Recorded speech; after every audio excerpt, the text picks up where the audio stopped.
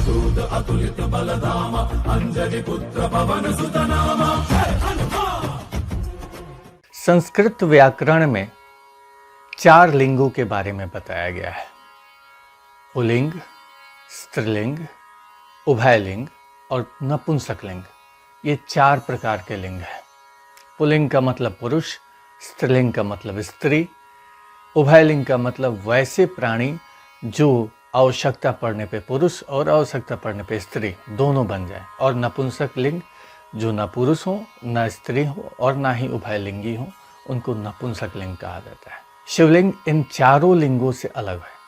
अब संस्कृत व्याकरण ने लिंग का निर्माण क्यों किया? संस्कृत व्याकरण में लिंग की महत्ता क्यों है? लिंग का अर्थ होता है पहचान।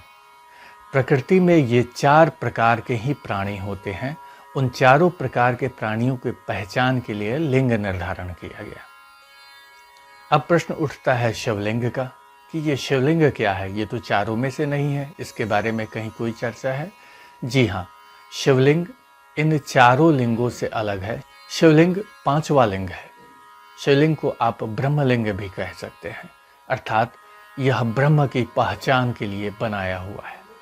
पृथ्वी पे जीवन के प्रारंभ के समय सिर्फ एक ही प्राणी हुआ करता था, जिसे प्रथम पुरुष अर्थात श्री हरि विष्णु कहा गया।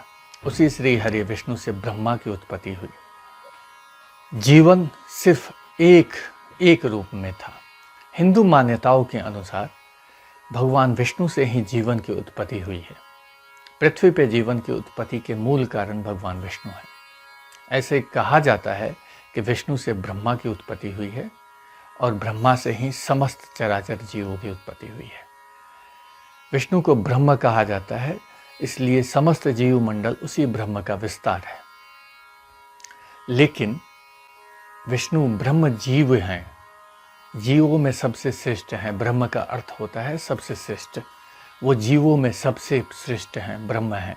उन्हीं से सबकी उत्पत्ति हुई है। लेकिन वो ब्रह्म किसकी उपासना करता था? वो ब्रह्म जिसकी उपासना करता था वो परम ब्रह्म है। ब्रह्मा और विष्णु के बीच में श्रेष्ठता को लेकर के विवाद हुआ था। वे एक दूसरे को श्रेष्ठ सिद्ध करना चाहते थे। ऐसी स्थिति में ब्रह्म ने स्वयं के होने का प्रमाण दिया। ब्रह्म ने जो अपने होने का जो प्रमाण दिया वो एक अग्नि स्तंभ के रूप में दिया। एक ऐसा अग्नि स्तंभ जो पृथ्वी से निकला और आकाश में चला गया और पृथ्वी को छेदते हुए पाताल तक चला गया, जिसका न कोई आदि था न कोई अंत था। ब्रह्मा और विष्णु दोनों ने उसके आदि और अंत का पता लगाने का प्रयास किया, उनको कुछ नहीं मिला। अंततः उन लोगों ने सबसे पहले इस अग्नि स्तंभ को लिंग का नाम दिया। शिवलिंग की उत्पत्ति वहीं से होती है। ब्रह्म ने स्वयं को लिंग रूप में व्यक्त किया और वो जो शिवलिंग था वो ब्रह्म नहीं था। वो शिवलिंग सिर्फ ब्रह्म की अभिव्यक्ति था, ब्रह्म का पहचान था। ब्रह्म ने अपने होने का एहसास कराया था कि मैं हूँ। इसीलिए आपको सभी मंदिरों में सभी देवताओं की मूर्तियाँ मिलती होंगी, लेकिन शिव की कोई प्रतिमा नहीं है। शिव की प्रतिमा आप अपने मन से बना सकते हैं, लेकिन शिव की कोई प्रतिमा नहीं है। वह सत्ता जो सबसे श्रेष्ठ है, उसके पहचान के लिए फिर क्या?